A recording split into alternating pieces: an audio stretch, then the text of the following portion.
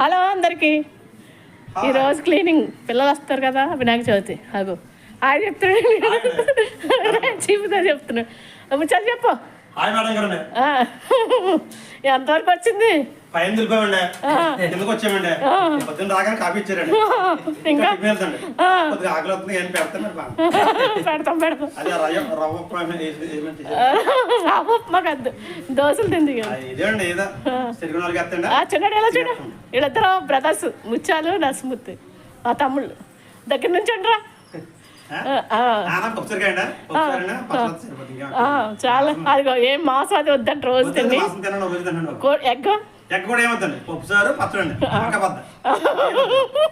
నీకు చిన్నాడు